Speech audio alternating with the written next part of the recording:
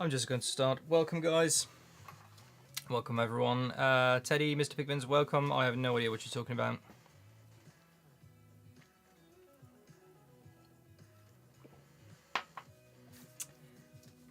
Actually, I wanted yesterday to be New Book Day, but I was way too tired, and I don't think I could have made any sentence that made any sense yesterday. I'm not quite sure about today, though, but...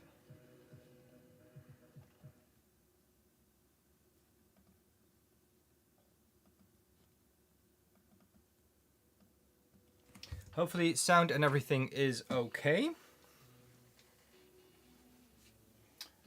Let me get this over here.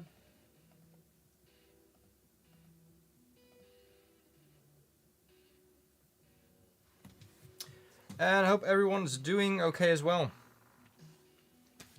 I'm just going to wait a little bit longer till at least a few more people have arrived in the chat. Don't worry, this is just water. Didn't have another glass. This isn't water.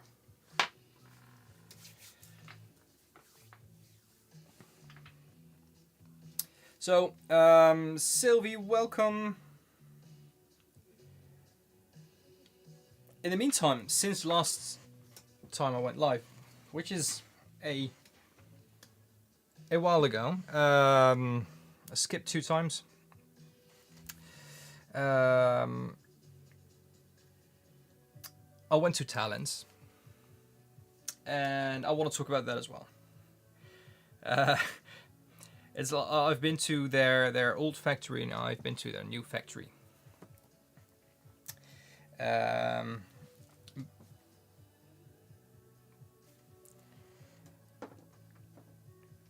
The new factory in itself as a factory is very impressive. A lot of improvements when it comes to like the entrance and the infrastructure and how self-sustainable the factory is. I think it's they said it's the world's most kind of eco-friendly paint factory at the moment, which is good. But the tour itself, I think I liked way better in the old factory. Mainly, and that's also one kind of the infrastructure reason. The new factory has like a walkway above the factory floor, so it's like a big continuous balcony, which also stops you from seeing things up close, which, like, I know how paint is made, but to see kind of, see the pigments from up close. Also the pigments, the pigment storage room, they used to have that as a part of the, like, because you walked on the factory floor, you walked through the entire process from like raw materials to the machines to the tubes to everything. Also how the watercolor cakes are pressed and cut and put into pens by hand. That process, you don't see that anymore, but the raw materials, the pigments, the things that I want to see, you don't see that anymore. That's not part of the tour anymore. Also not from above. And that was I think, since we are a mainly a pigment / watercolor but pigment channel, Super Doom King, welcome. I think that was a real miss for me, not seeing like the pigments. Also not like in the visitor area. That's one of the comments that I gave to them. Like, it would have been really nice. It's not a Wednesday, I know. Yesterday I was way too sleepy. It would have been nice to just have like a bag of, I don't know, ultramarine blue, to name one of the obvious ones. Ultramarine blue, even in a display case with a glass around it, over it. Yeah. So yeah, I missed a lot when it came to if you already kind of know a little bit more about the process and about the product. Kind of superficial right now, I think. I think for other people it's really interesting. Sensei, welcome. But also I'm comparing it to their old tour, to their previous factory tour. I think that had just more charm because you were walking on the factory floor itself. So yeah, and you actually saw the pigments. Really missed that. I know I've been there before, but that's a really long time ago. I was still in art school.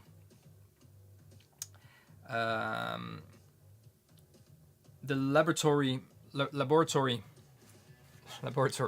was also part of the tour, and they completely took that out years ago. But I've seen that once from up close,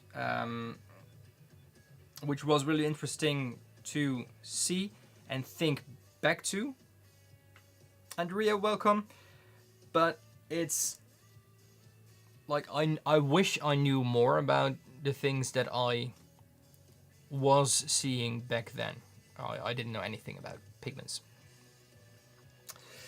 So yeah, that's a shame. Their new laboratory, it's not part of the tour. It's a level up even. So from the balcony, you can kind of see like the laboratory, which is has a big like loads of glass windows, but almost glass walls.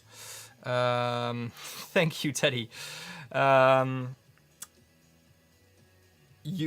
You could see kind of like super new high-tech microscope things. I don't know if they're new for the factory or if they already had them. And like those ceiling lights with those flexible arm thing.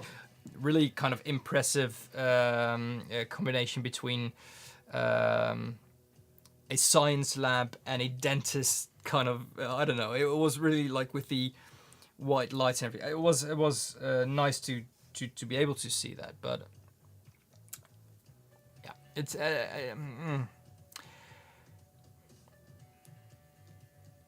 what was a very pleasant surprise was that on that balcony route that they they told everything. The guide told us about what was happening on the factory floor down below.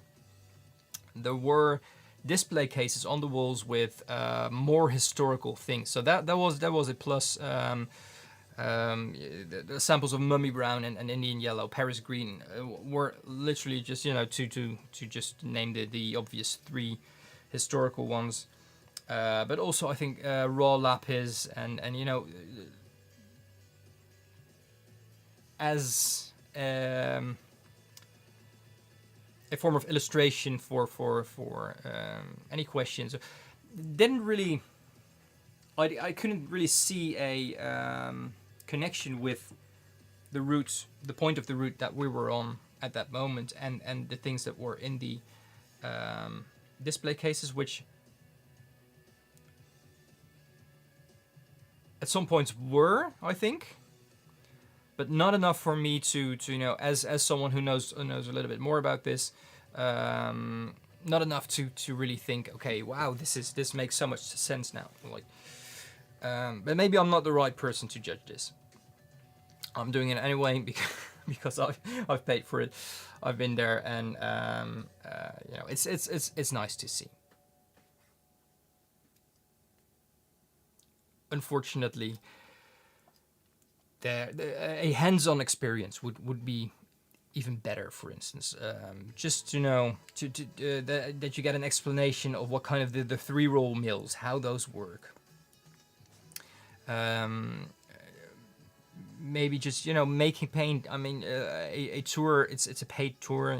It's and everything. Almost everything of that is going to a charity. So that's good, but I wouldn't mind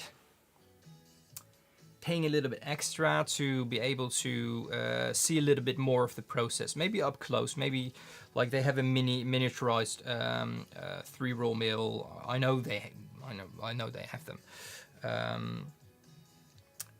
to show it from up close, how paint is made, just in the visitor center. I don't know, some things like that. And not really hands-on. It's not like, but that you're able to see it from up close instead of not completely. This is my head. They did make a introduction video for the tour, which was very cinematic. It was a really good video on, you know, that they're how their products are made and how they work. So you see things from up close in the video, but it's just different for me.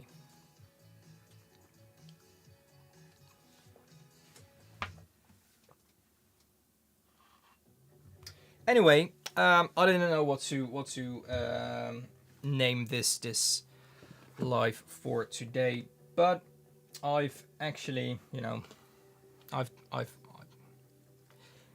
bought it. Last time I showed you this, it was still on my screen, and it had risen in price, but that came down again. So I did make the pre-order. It really is, like, if you are familiar with the Pigment Stories from Jackson's Art, you are familiar with Evie Hatch, the writer and presenter of the stories, narrator as well. She thinks of all the stories and the art history part behind it, the usage. If you are familiar with that, this will be very familiar as well. Written in the same style. It's just, you know, it's like 1 page per pigment, like this, with a lot of illustration. Everything says what it is and where it's from. A lot of pictures and samples are taken in their own studio, which is also very nice. As you can see, a very well illustrated book with a lot of great pictures and images of pigments and how the pigments were used. Quinacridone gold. But I haven't read this one. Why is there? Well, never mind. It is just a really wonderful book if you like pigments. Just, you know, the coincidence, just the information, how it's written. It's very accessible for, you know, if you don't know anything about this. Yet it's also very interesting if you know more about this, if you know more about pigments, or if you know everything about pigments. There still is a lot to learn if you don't know a lot about art history as well. So it's I really enjoy looking through this book. I've only really read a few pigments. But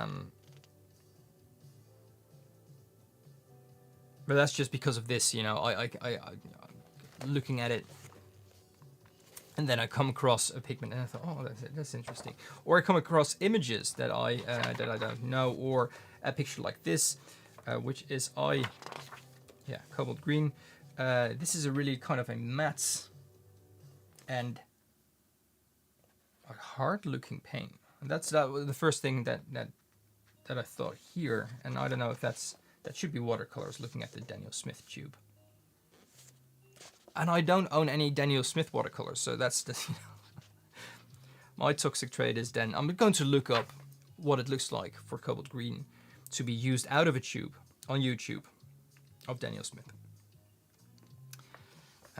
So then I've completely lost attention for the book at that moment, but then I'll come back to it. But the images are really it's gorgeous. So yeah, it's only available at Jackson's Art. It's their publication, I think.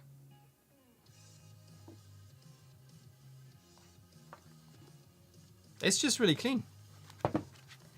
Only thing, I really thought this was a hardcover. I don't know why, but I made the assumption this would be a hardcover.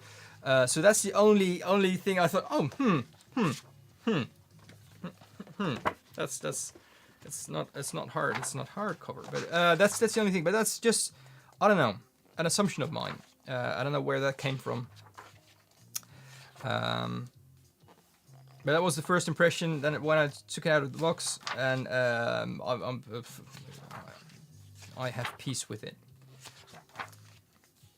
It's just, yeah, it's just, you know, it's I think that's on their website how much pigments there are in this one. 60 something, I think.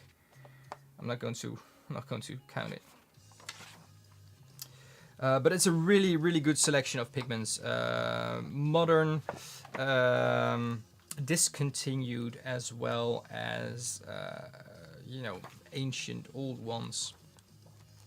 A lot of art history, but also the time it was first produced, or first synthesized, or first used.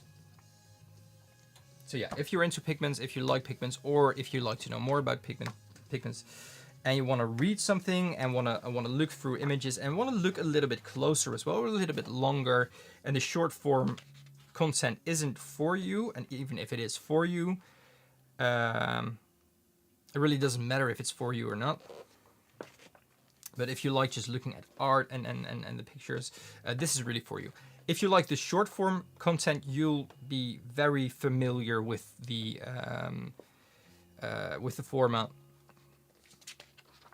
But just on your own pace. It's just reading it yourself, and it's really good. Yeah, that I think that's I think that's what made the assumption. The price, especially since it was rising in price when I first looked at it. I think that's kind of what did it for me as well. But it's also thicker than I thought it would be. So.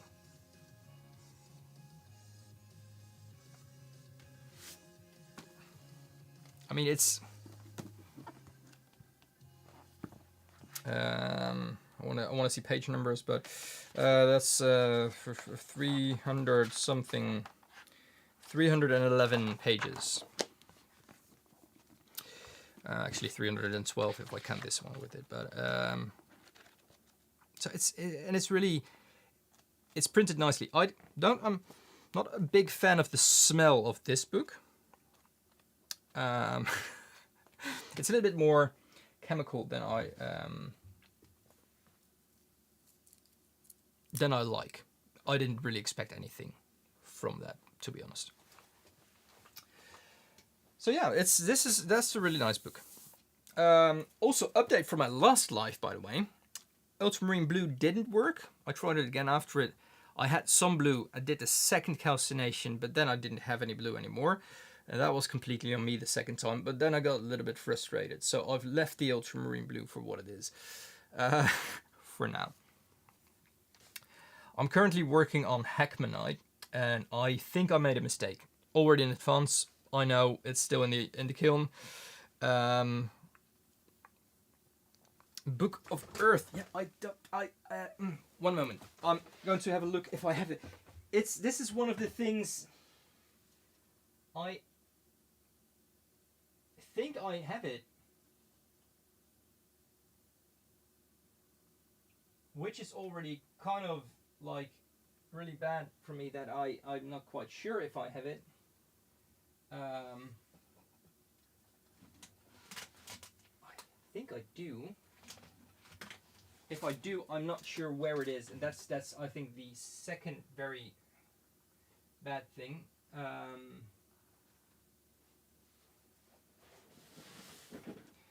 I just have too many things that I use to. Yes, here it is. I know I have all my books here underneath my desk. Oh, there it is. So yeah, Book of Earth is also a really nice one, and this goes just further than just like anecdotes and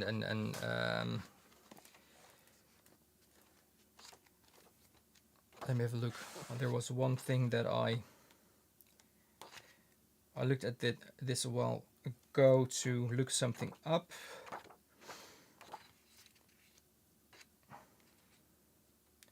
I mean, I like the crystallographic system what they put next to the sorts of pigments. So this yellow ochre, it is really beautifully made. But this is way like deeper when it comes to pigments. I'm not going to find it. There's a few more, and now I have a wish list as well that I'm making for myself on Amazon, just to keep it all in one place. Though I do try to buy the books that are available here as much as possible in the local bookstore. It's like a really cute old old little building. Really an old-fashioned bookshop, and they've been there for a long time as well. I prefer supporting places like that, but I keep everything on my wish list on Amazon, just that I'm have everything like on one place. And I'll be notified when things change in price, which is also quite convenient sometimes, because books, as well as everything else in life, are getting way too expensive at the moment. And with at the moment, I mean for the last 5 years or so, or more. Where's my phone? Here's my phone.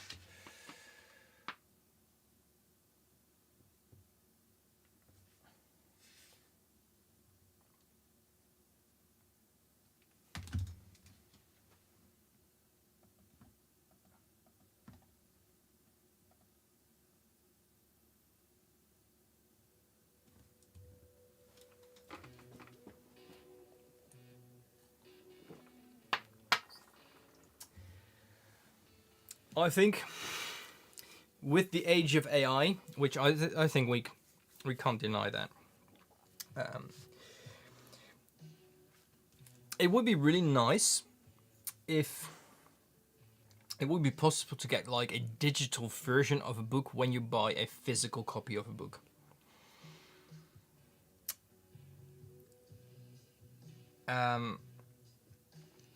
They used to do that, when in the early 2000s, I want to say early 2000s, but it could have been last year, really.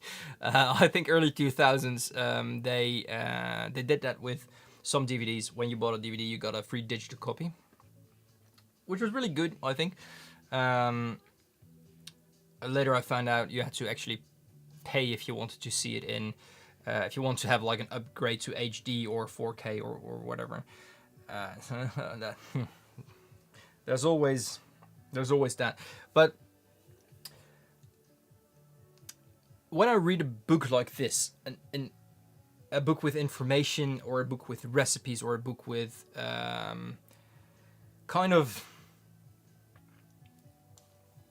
just something to hang on to, just something to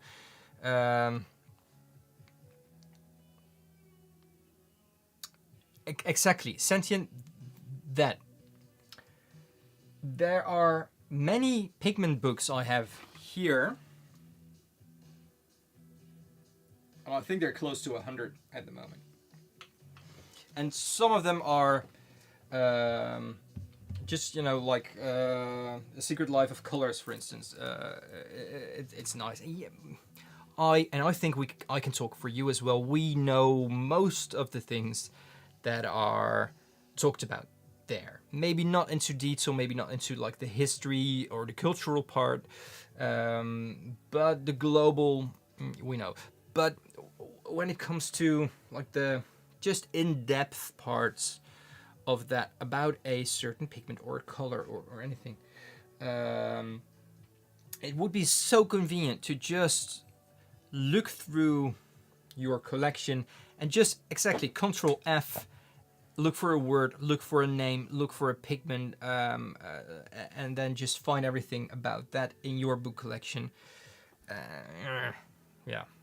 And I mean, you can do that with AI, ChatGPT, upload your PDFs or ebook versions onto that, and you know, ask which of the literature that I've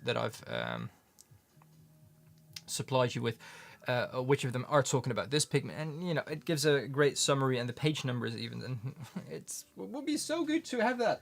At least for I know like some of you would have the same or would benefit the same.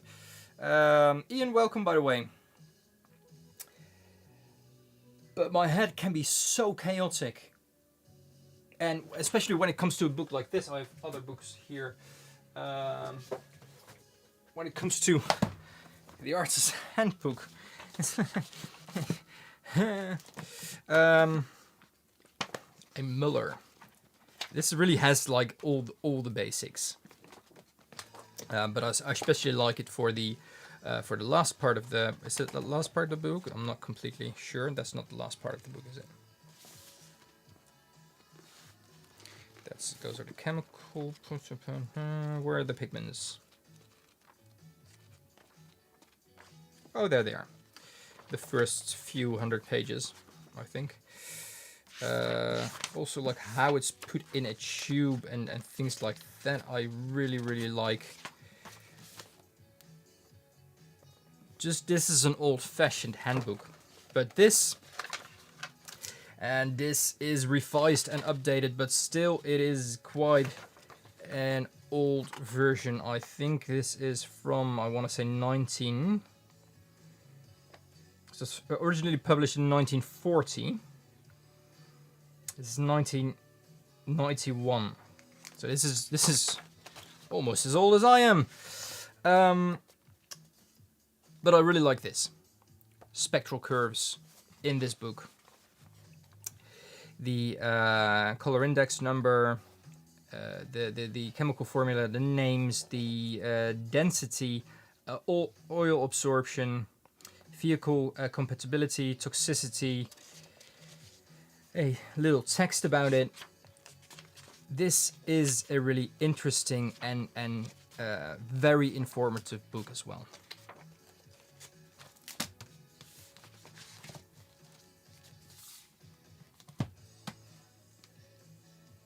Your copy of the Natural Pigment book, the Natural Pigment book that the Natural Pigment handbook. This one. You have the digital version of that. That is convenient. Especially when it comes to recipes. Although this book it's not that hard to look for something in this book. But when you don't look at it as an individual book, but as a library or as a database of information, really, it would save a lot of time.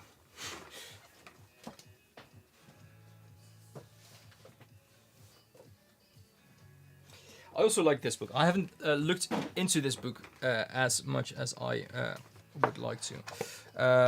This is the Harvard Art Museum Forbes Pigment Collection. I want to say catalog. It's not a catalog, but an atlas of rare and familiar color. Right in your face, love that.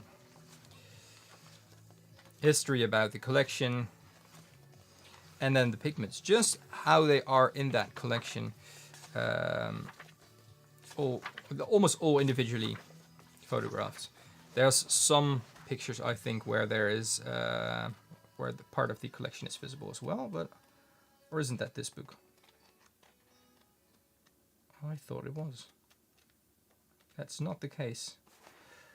White, almost written in white as well. I do like the details when it comes to like the page numbers, and like white is just a very kind of a warm light gray font. This doesn't have the collection in it, no. But yeah, also it's so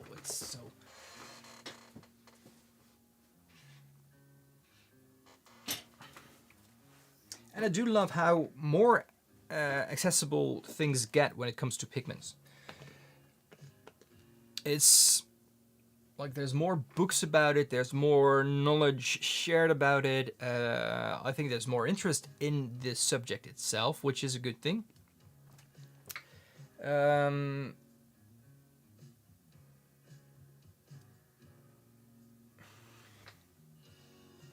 few scientific things as well, which are a little bit harder to either look, read through, or look for things. It's less, for me, things organized by color. Like, that's the way to go. When it comes to scientific books about making pigments or pigments, it's not that simple, unfortunately.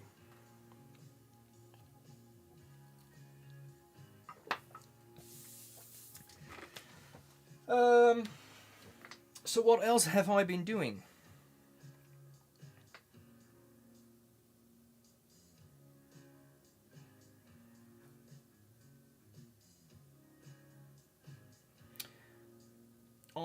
I'm working on, like, I'm not letting go of Indian yellow. Indian yellow for me is right now slightly an obsession, and I'm working on it a little bit, like, every day. Trying different versions. I'm very frustrated after my first successes that I still don't have the same warm yellow as the swatches that I've been given, as well as the fluorescence under UV that are like still highlighter yellow. Last week I had a really like a super frustration.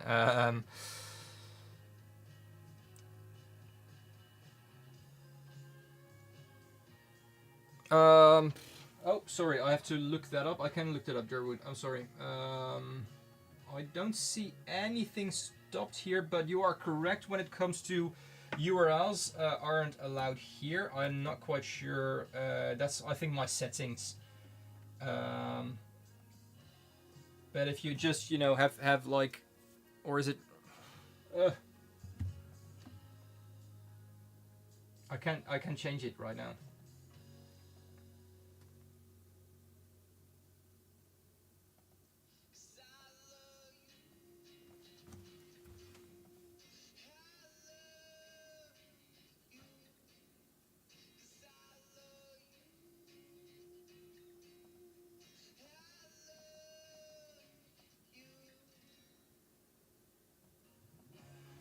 What do you mean? What do you mean with the last thing? With this? Mel, welcome. So yeah, the Indian yellow has been like an obsession, maybe. I don't want to let go of it, but it's.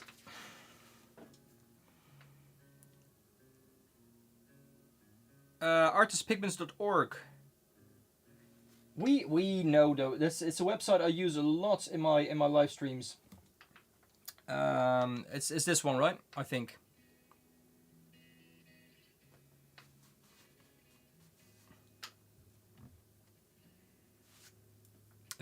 I think this is currently one of the best databases when it comes to pigment information out there. And in a way that like I can use it, you can use it, all in a way that suits us, with the color tools and like the spectral curves that I use this a lot. The spectral curves, just literally like any color that they've put in a database is just visible in a spectral curve. Almost anything. Not everything is. Sometimes this is not a picture, but like a rendered color, and then it's not available. But for some colors, that's really hard to see. Don't think this one is one. No, it is.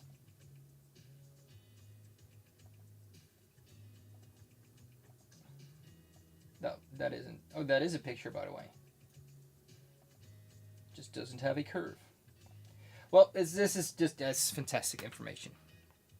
Yeah, they list my watercolors, and I've been a bit delayed with this, but my paints are on the way to them. I've sent them all my paints that I've listed, plus some others, to make swatches of that and put them in their database of spectral curves as well, hopefully. So thank you for that, by the way. Now I know what you mean. But this is absolutely a treasure of information. Also on chemical, kind of the chemical formula, chemical formula. I don't know what pigments are made of. Information. I still have some issues when it comes to speaking in general. I think. A lot of things I really don't understand. I do understand this, but also like where is it on the periodic table? Really interesting. I want to see something with chromium in it, but maybe also magnesium. Is there anything in that? No, there's not anything in there. Oh, maybe wait. Let me deselect everything. Some things are selected. So we have chromium and magnesium in it. Is there anything there? I'm going to deselect everything that is here. Zinc, manganese, chromides, manganese, chrome, antimony, and chrome, iron, manganese, brown. 3 different pigments contain that combination. And then you see which other elements are used in that. You have magnesium doped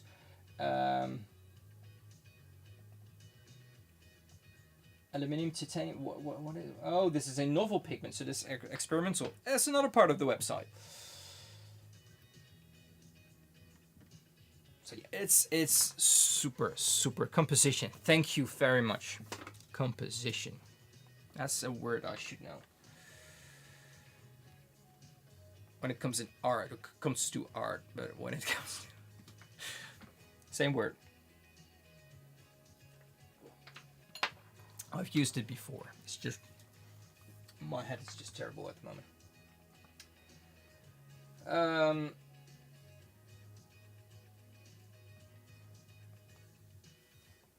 So yeah, no, amazing website. I also want to show you how well, because I've made a little bit more manganese green in the meantime, while I was also trying the other things. It's not something I could combine. A part of the annoying thing about Hackmanite, and you're wondering, what is Hackmanite? Well, that's something I found out when I was looking into ultramarine. It's a sodalite based pigment, and oh, that's okay, Sylvie. Thanks for joining. Culture Hustle. I know. I shouldn't curse online. They have a magic powder that is white, and when you put it in sunlight or UV, it goes violet or pink violet. That is Hackmanite. It's a mineral that does that. That just has that quality to it. Chemically, you can remake it. It's a sodalite-based pigment, same as ultramarine. Composition is completely different. There's composition. And I made a mistake there, and I know I was reading more into it, and I was looking things up, and then I thought, okay, I made a mistake. And what the most frustrating thing about that is making a mistake there. The calcination of this pigment isn't a short one. It's not on a very high temperature, 850 degrees, but for at least 24 hours, preferably 48. So right now, my kiln is cooling down after almost 2 days being on 850 degrees. It's not very comfortable temperature-wise here. Not at all. It's quite hot. But although it's cold outside, it's getting colder outside. It's cool outside, and during the night especially. But in here it's quite tropical. It's really frustrating because it's not a short kind of manganese green. Is something I can make at least first calcination in a day. Wake up early, make it, kind of grind everything together, put it in the kiln late in the evening. The kiln is cooled down enough for me to check if it, I think it's untitled. I'm not sure how they name things. I've stopped following them everywhere. I was getting really annoyed. But this is, by the way, how easily my manganese green is re-wetted. This was a dry pen.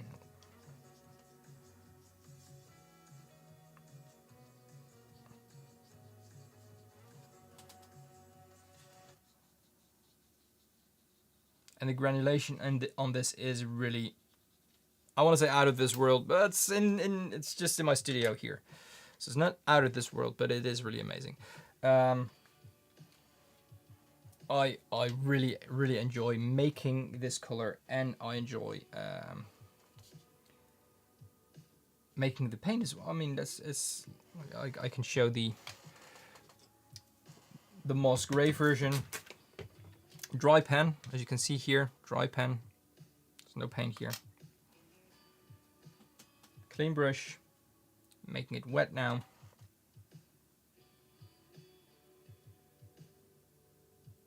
Just like that. This feels like a pigment that I've bought, both of them by the way, but it's fine. It's really it's super activating. Also, that's my brilliant binder, obviously, but it's this one is a little bit more granulating even. I just really enjoy these colors.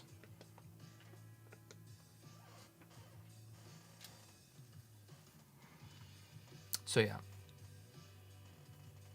And I'm trying to make a little bit bigger batches, but I've also noticed that was also a mistake on my side, but also something that I found out during just doing it. When it comes to the manganese green, which is very perceptive, I think it's sensitive for the oxidation level during the calcination. Hey, watercolorist. Okay, I'm just saying that it's tropical temperatures in here, so I'm sweating as well, if that helps. If that's what you do, by the way, during your cold at the moment. But I've tried making these in larger crucibles, like filling them up more and things like that. And I made a mistake there. Didn't get the same thing. And that was a pricey mistake of mine, because obviously I'm working with larger batches. You're working with more raw materials, which are very pricey when it comes to the manganese green, manganese in general, but manganese green. So that was a pricey mistake, but I've learned from that, and I moved on. Won't be making that mistake again. But those setbacks, that's just a realization I'm getting more and more. Is when it comes to paint making, like making a mistake is either really obvious, or if you made a mistake, you can fix it, and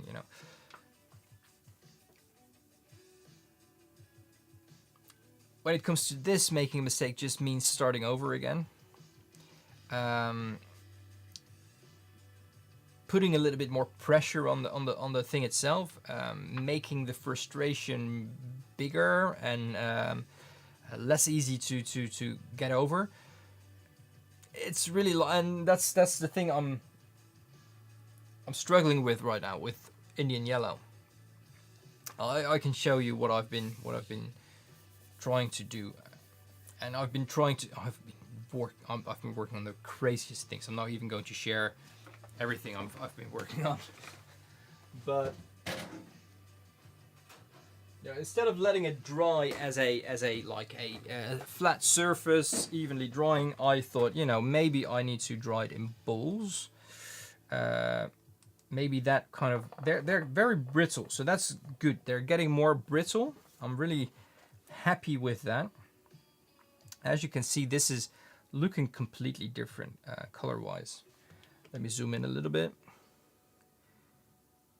This one is just brown, whereas this is kind of greenish yellow. This looks more like the real thing, although you know, this is like the texture on it is way too rough and uneven, but like I can live with that. The main issue here still is this is not a warm yellow. This, however, is getting more warmer. At least, you know, when I compare that side by side, can I do that side by side? I don't even know if that's true. Maybe that just looks warm. It's a little bit warmer.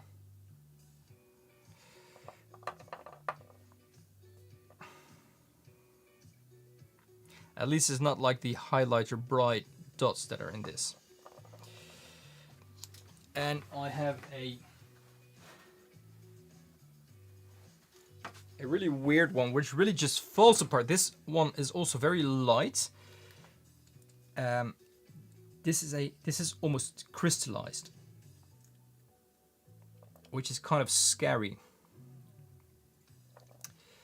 But this is I don't know if you can see it. It's not really obvious on the camera. This is a slightly warmer yellow than that. So I've done something right here. I know what I've done, but I can't really see. For me, I can't really see the differences between why this would be a warmer yellow and also this. Like, this is just fully breaking apart. But let's see what it looks on the inside.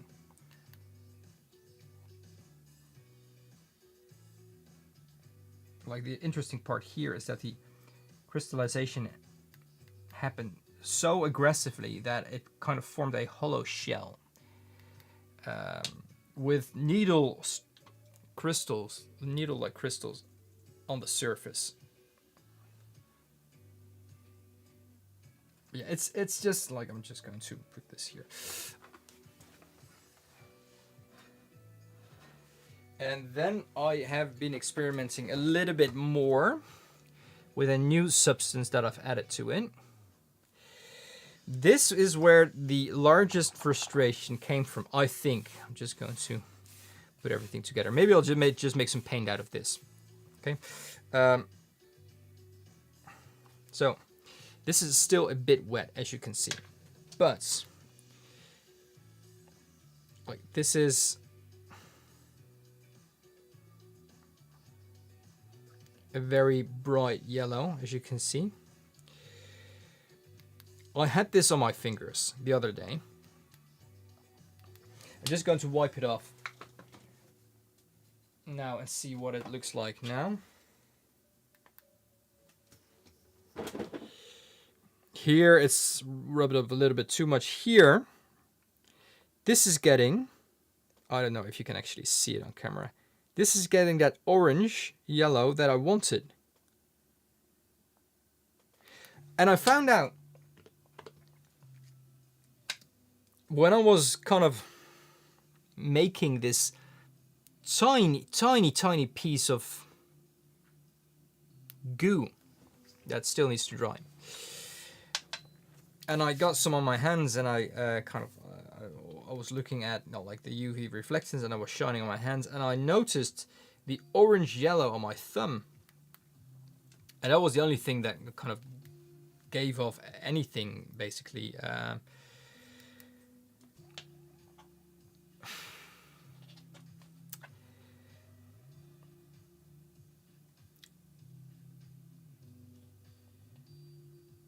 this doesn't look yellow when it's drying. It's not looking yellow. It's looking like a warm orange brown. Has kind of some yellow powder on it. Maybe it needs to fully dry. But I might be onto something here with this tiny, tiny little bit. But when I'm shining on it like this, it is highlighter yellow. And I know what I've done differently, and it is very different from what I've done before. The very, very, very first 2 steps are completely different. And if that is it, I'm very happy that I've found out, but also it's a really big frustration that I've only found out now. There's also some things drying here which aren't yellow at all. I mean, where's my line? But it is a warm yellow, warmer yellow in its reflectance, so that's good. This I will grind into a powder.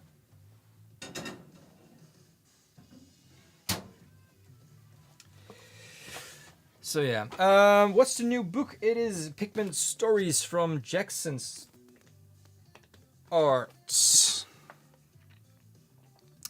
A beautiful, beautiful book about pigment stories, obviously, which is the title.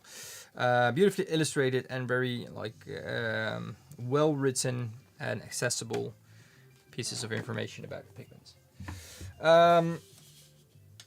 Sorry, I'm doing it like that briefly. Let's see. Let's just put some binder with this little mess here, and maybe I'm going to add a little bit of other mess. I can do that, right? I have a little bit of this here.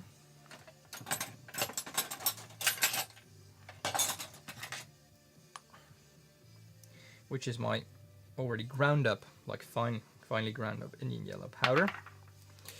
Homemade, may I add that? A little bit more. And then a not so very large muller.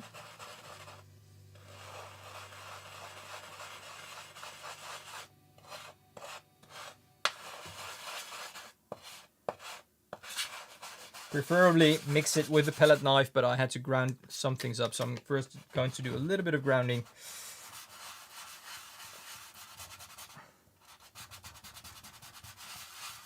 Some of those crystals are quite hard.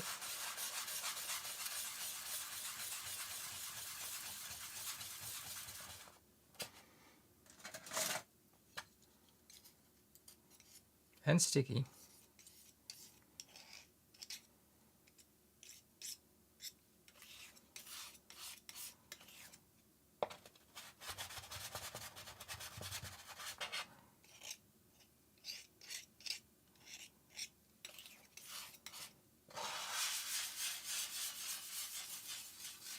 I mean, but this, I'm just going to leave out I'm going to grind it up a little bit later.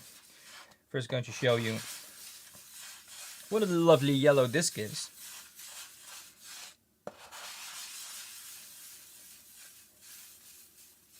I mean, this is a warm yellow. It's it can be quite of a bright yellow.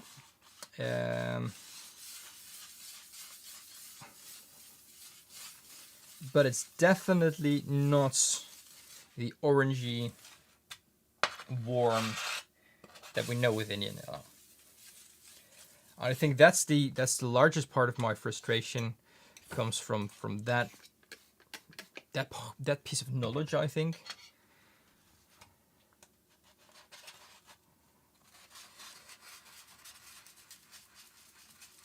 That's better. Just add some water.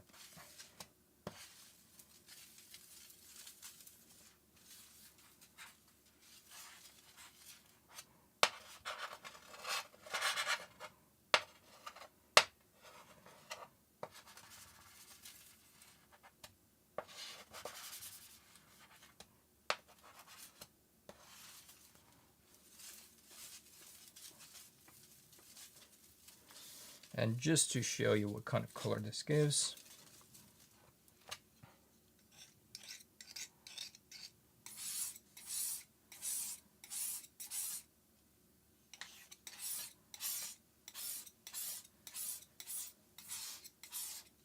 Still needs a little bit of milling. I see some tiny particles in it.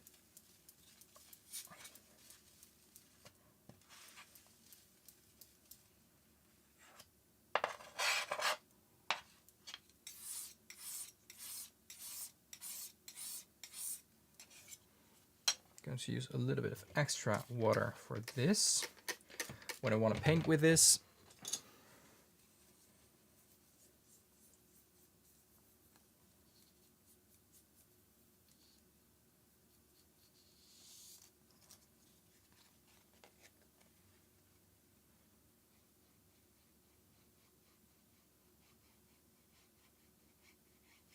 I mean, it is a beautiful, I think beautiful, in my opinion.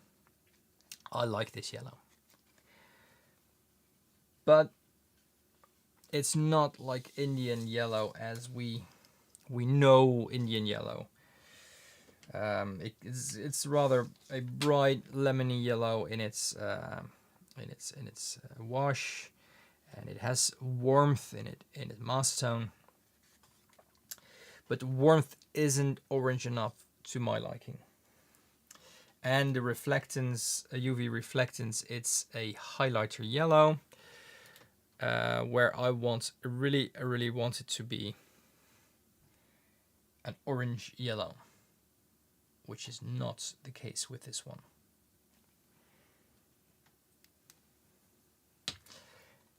Those are two visual things I still kind of have issues with.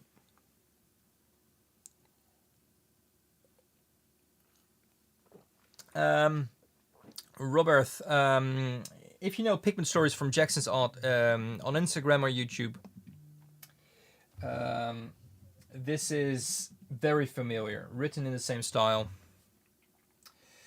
Well, let me get this one moment.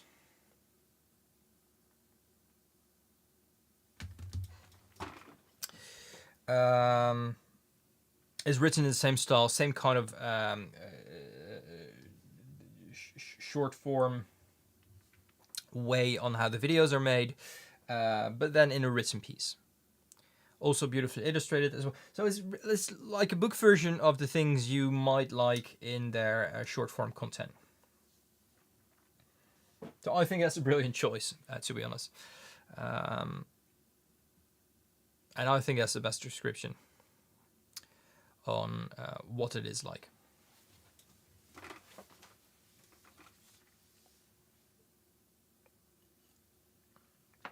I wish this was an ultramarine that I made, by the way.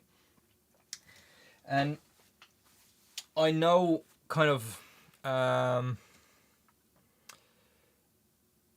Mark, welcome. I'm making progress, Mel. Thank you very much. I'm making progress, but it's not there. And first to answer Robert, you can rewind this stream, yeah, and rewatch it. Also, all my live streams will be saved after, so you can also rewind it and rewatch it after I've been live, or rewind it at a later point. Like maybe I don't know, Mel. I don't know. That is just impossible for me to tell, and there is for me too much difference between how genuine Indian yellow feels, like a piece of genuine Indian yellow, how that feels, and how that just leaves the powder on your fingers, how that almost crumbles. It's almost like a very highly pigmented, very low binder, soft pastel. That when you touch it, your fingers are already kind of covered in a powder.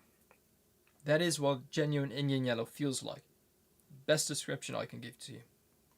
Not chalky, but just very highly saturated, compressed powder almost, but softly compressed. I think the soft pastels from Sennelier would be a good example. Unison look like that as well, but I don't know the brand.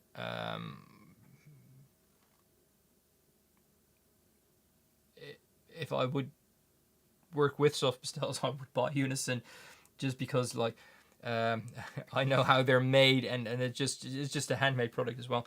But it's I'm not working with that, but I'm familiar with the other brands that I can just get here. I also can't get Unison here.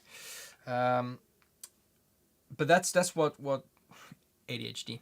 That's what a lump of Indian yellow or a bowl of Indian yellow, just Indian yellow pigment, pure pigment, feels like. Mine don't feel like that. Mine aren't as powdery, aren't saturated as well. And I know where that's coming from. I know kind of what I've used, and I kind of can eliminate what that kind of causes. But there's just one thing I can't put my finger on. I can put my finger on, but I just can't figure out how. From what I've read, yeah, the cow urine was boiled, evaporated into those bowls after it was collected. And this is my my homemade genuine in yellow mark. At least, you know, so some parts of it. If you rewind a little bit, you see how fragile one of those bowls are, but not bright yellow, but very crystallized. Also different structure. I don't know what I wanted to say. Oh yeah, they boil it down. They boil down the urine. Whereas everything I look up on the color compounds that are in the Indian yellow that I'm synthesizing, I can't use any temperatures above 70 degrees. And 70 degrees isn't boiling. That's 100 degrees Celsius. That's boiling. So there's a big issue there for me. So I'm thinking about making like a mustard yellow, like you've seen the mustard yellow goop.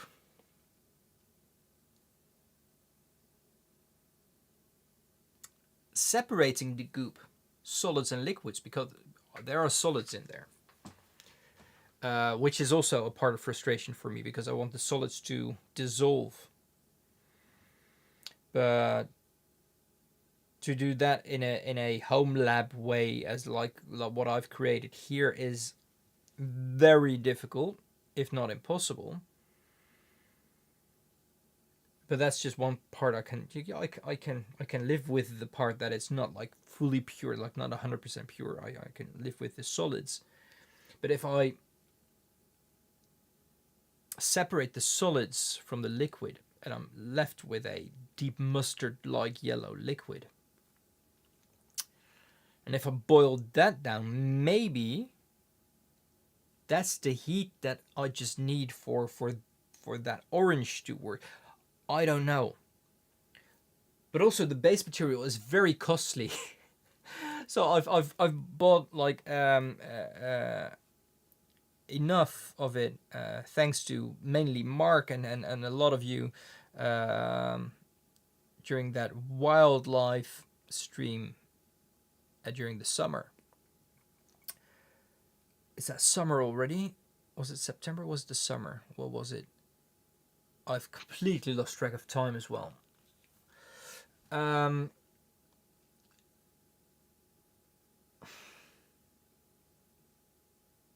don't know. Because of your great support, I was able to buy the very pure materials that are needed to get to this, at least. And I have enough to make a test. Maybe I should just make just an experimental test with 2 grams of the main material, and boil that down. And maybe, I don't know, it's just, with 2 grams, it's really hard to separate the liquid from the solid, but I made a homemade centrifuge for that, which does a brilliant job. Um,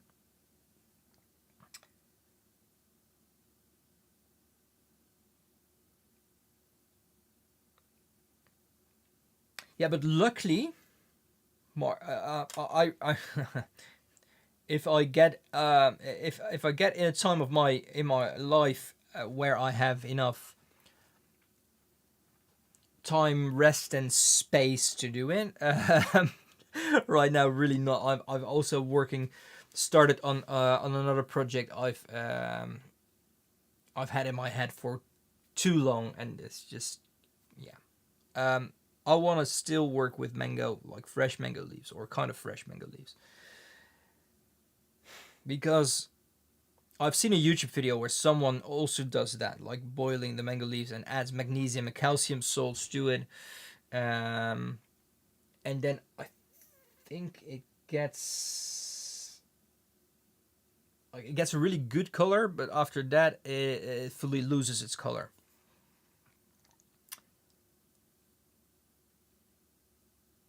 But when she gets that really nice yellow color in her pot, in her pan, I don't know what she uses. That's the part where like I'm really interested in that, because I have dried mango leaves, and just boiling the dried mango leaves gives me a very strong tea, basically.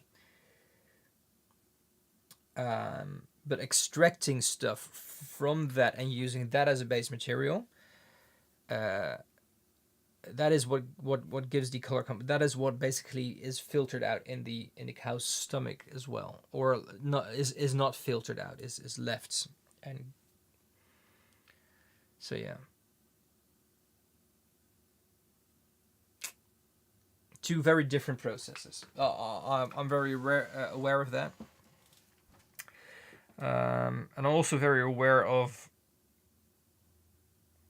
that I'm doing a lot of things right here. That's one thing I really need to keep telling myself. I'm doing a lot of things right. Really, I mean, I've started with that extract that I was talking about. That's like a beige, whitish powder. You've seen my if you look up my lives where I'm making it in yellow, you've seen the powder, you've seen the goop, and you've seen it turn to that mustard yellow. Starting with that white powder, turning it into this, that's an achievement. I know that. Well done, but it's not enough, and that's just where kind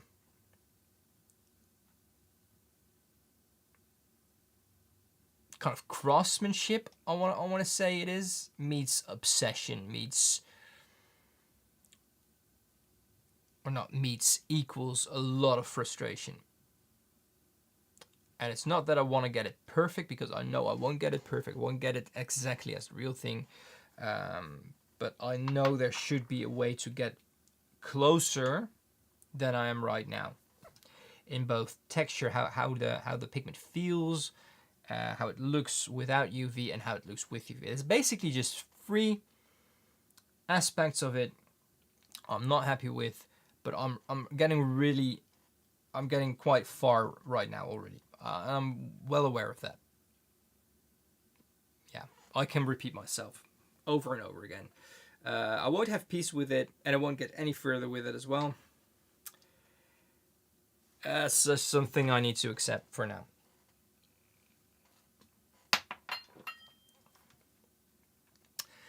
So yeah, this is it. Like I don't want to keep talking about just manganese green and Indian yellow. I'm very proud of both, to be honest. But I don't want to get repetitive every single live. Next live stream, I will make some paints again.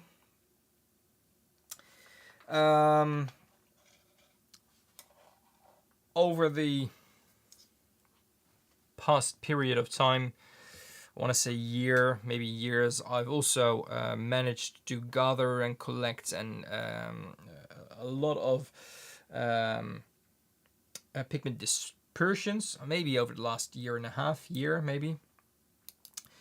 Pigment dispersions, just like mainly small bottles, to add that to my pigment collection, as well as knowing what they feel like, how they work, and mainly because Guerra had that like their extinction, like their mystery bags giveaway thing when you ordered. You got a mystery bag, and they really spoiled me with that the last time I ordered that, which was after their giveaway thing, but they saved some for me.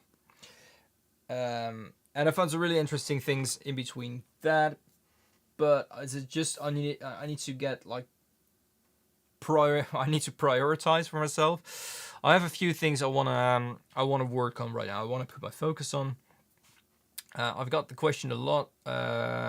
Is it opening the shop?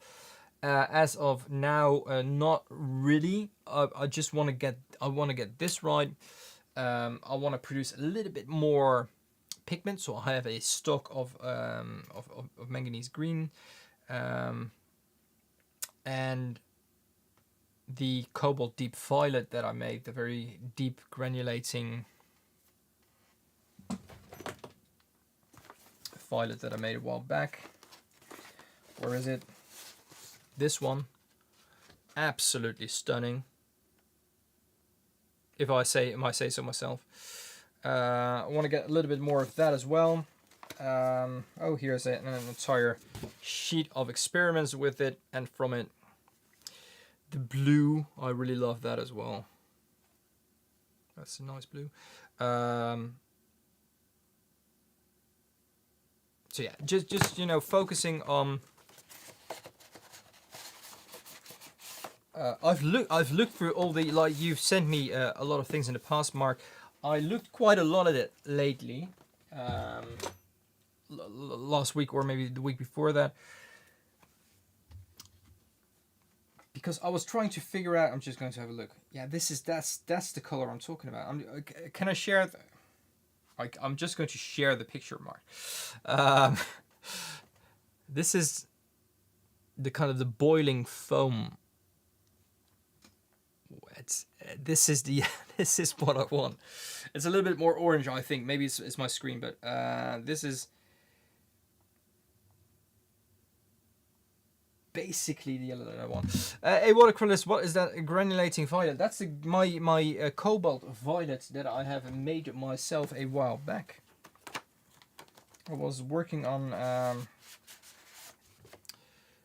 I've been working on that for a while, and eventually I ended up with, I think, this one. Yeah, I have the smaller swatches are the yeah, this is the final ones. Heavily granulating, absolutely, there's no denying that.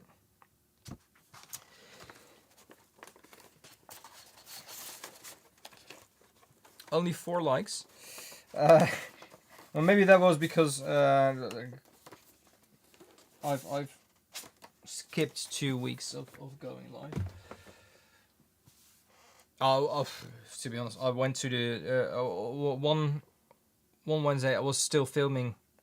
I still haven't finished that for a video I'm working on, and the other night I was at the movies, so I wasn't able to go live. Thank you very much. I'm like this. That's why I wanna get a little bit more of that as well, so I can either offer it as a paint or offer it as a pigment in my shop. So I'm not quite sure which way I'm going. Also need to look up regulations for that, but probably I'm not allowed to send pigments as like a business model yet, or I need to apply for that.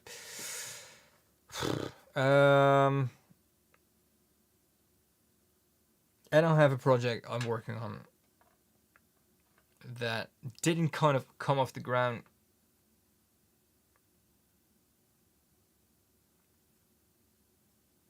It's a while back, but I want to get, yeah, I want to make it work. I want to make, basically I just want to make one thing. There are 10 people watching. Yeah, I know a couple of lurkers as well. I mean, that's like, just give me a like and leave again or something, or just stay and like. I don't know. No, just joking. I really appreciate a watercolorist. it's a physical product. It's a product you can hold, and I really just need to make one, because it's. I think if I do that, I know if it's going to work or not.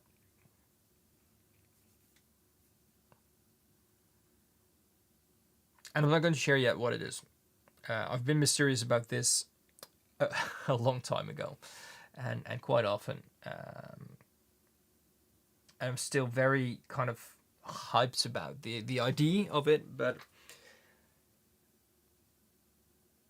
it's just so different from what I'm working on right now.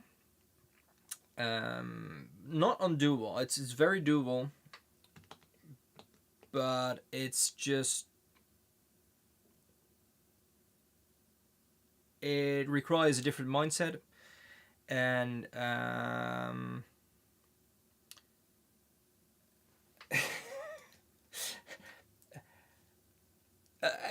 preferably a little bit more of an open plan studio environment, which is right now I just have made myself a kind of a corridor filled with pigments on one side and a kiln and stuff on the other side. I'm sitting on the kiln side here, so there's desk and kiln and pigments on the other side. Thank you very much, Mark. I really appreciate it. I really appreciate you, and know that, please.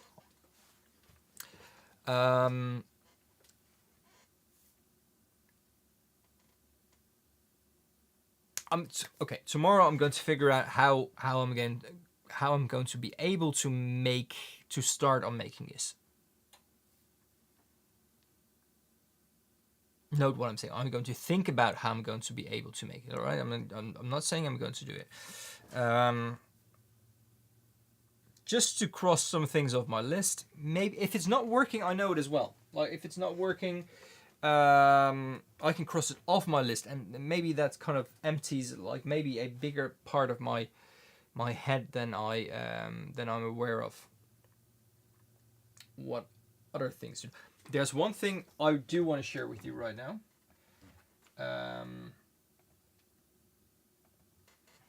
Which is kind of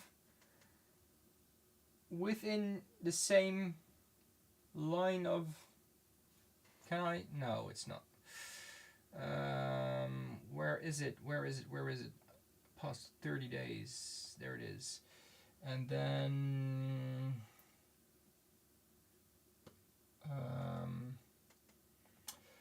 Original.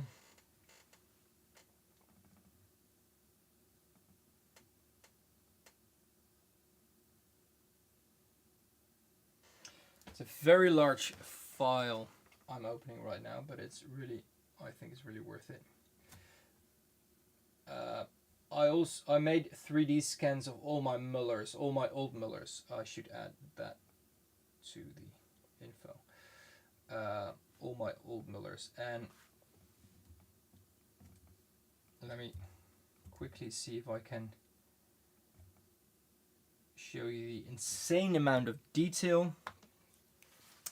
This is the bottom of my favorite old muller, and I know this isn't ideal when it comes to like the white texture it has, but just like the cracks on the side and everything, and the texture of the stone.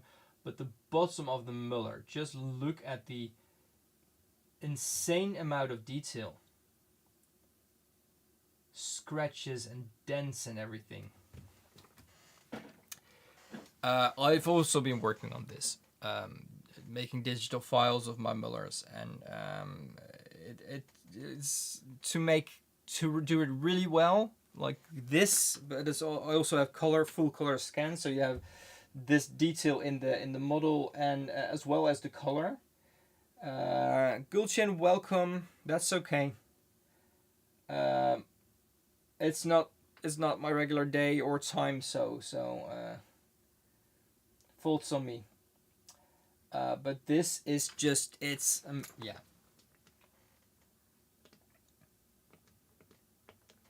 I really like doing that. And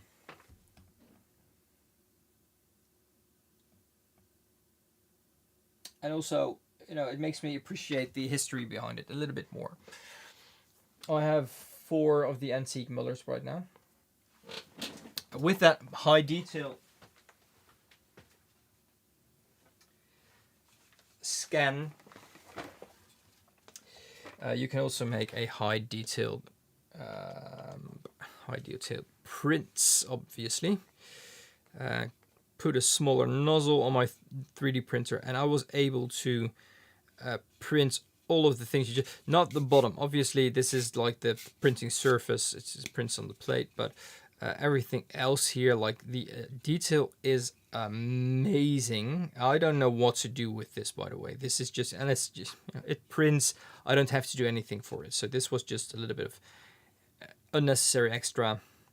But just to show you the, let me have a look. I only have this one, I think. Let me have a look where I can find the same spots. If I'm able to. This is the same. So this is what was my. This is my. I've done this with my, I think, old scanner and maybe new scanner. I think I've done this with my old scanner. And this is a new.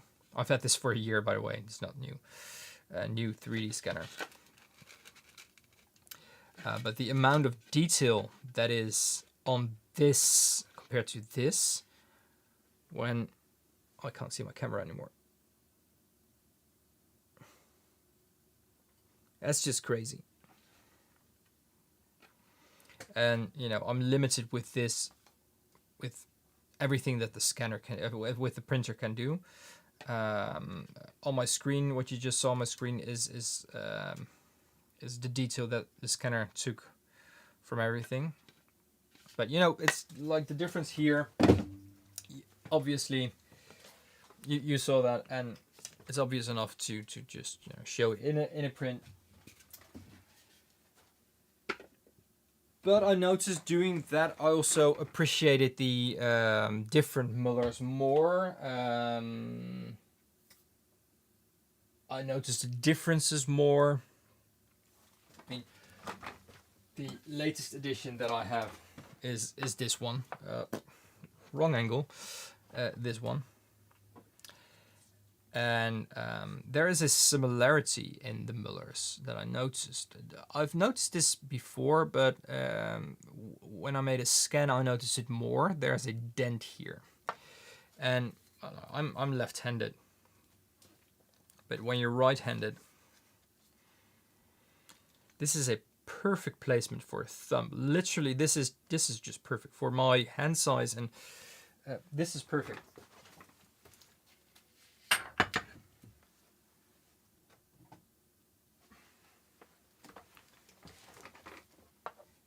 That is not the only muller that has that. A traffic cone looking muller. Yes, absolutely. I'm wondering, did this also like have a longer handle, or I don't know. For me, it's a little bit too pointy. That it's not my favorite one. I really like this one. Definitely used to mill iron oxides, as you can see on the side here. All the way on the side, by the way. This is here. This is the stone, but everything here, all the chips and cracks and everything, iron oxides. My favorite one,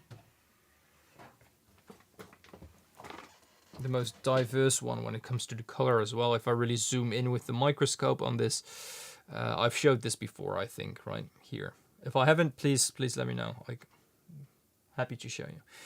But you can see blues and greens and everything in here in the layers of the paint on the side. I really like this one. This also kind of has a dent here, less pronounced on its entire surface. Also, I think it's a little bit too low for that to be it. I've been looking for kind of how this was used. it could be that kind of the thumb placement here is like a smaller dent as well. It would make sense if that would be it, but there's 2 old mullers that show a dent on the right place. I don't think that's a coincidence. I'm not quite sure if it's on purpose or, you know. I also have this one, which obviously isn't in one piece anymore. But I think when this broke off, it has been used either way, since it's kind of like been polished in a way that it looks used like this. But with this one, the bottom is kind of almost polished, too smooth for it to be. This is when the paint was last used on it, crusty and stuff.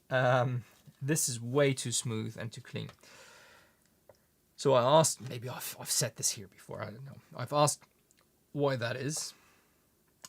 This was used as a doorstop in a printing studio, or a leaded glass studio. There was a doorstop. So this has been literally just polished by the floor and the door pushing against it on the side.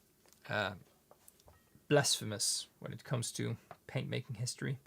But I also like those kind of details. It was a leaded glass workshop, so it was still a kind of it had something to do with colors, but it's also like the way it is, it's not straight anymore. When you look at this line, how it was formed, and when you look at the bottom, this is just not okay. Adds to the charm, I think.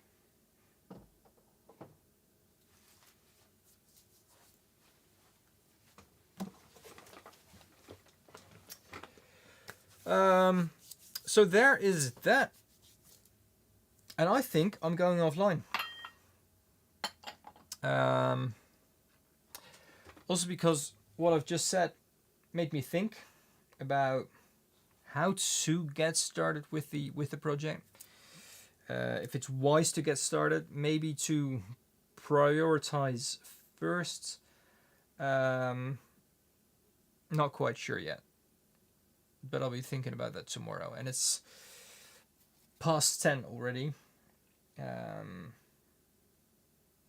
I might be going to bed early, wake up a little bit earlier even, tomorrow morning.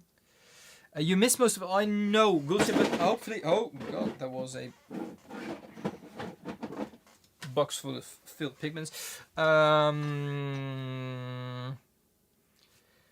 Hopefully, but I'll be live again Wednesday, regular time, regular place, and maybe again in between, but I can't promise anything because earlier in the live I said I'm not feeling not really comfortable here. I've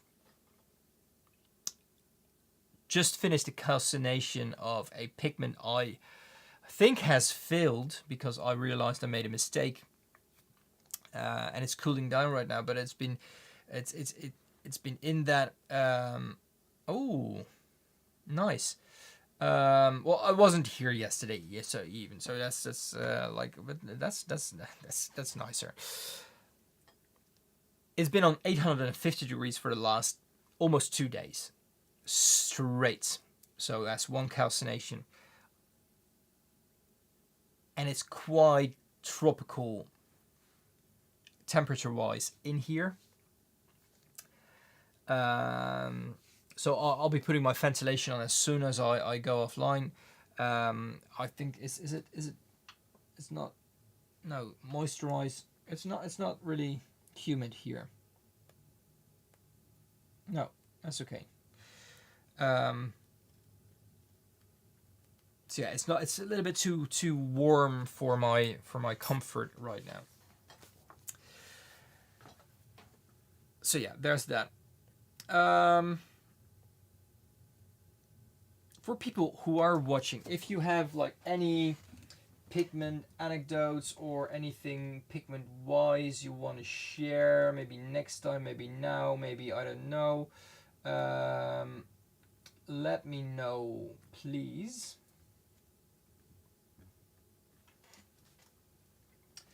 I'll be leaving as well. Thank you so much for joining A Watercolorist. Gulshan as well. Mark, obviously, thank you for joining. Thank you for everything. Let me have a look where I can find my mouse so I can actually go to this screen. If there's any more of you, Mel, Robert, Ian, Durwood, if any one of you is still here, Sentient, thank you so much for joining. I'll be live again next Wednesday for sure, and maybe in between if I have any kind of developments here. Mr. Pigments, you're still here. In that case, thank you for joining as well. And I think that means Teddy was joined as well. Sorry, I need to scroll up a little bit more. Thank you everyone for joining.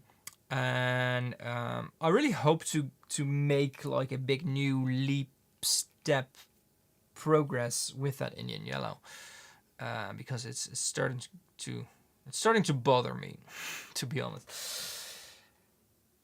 And that project, I'll sleep on that. Thank you so much everyone, and see you next time.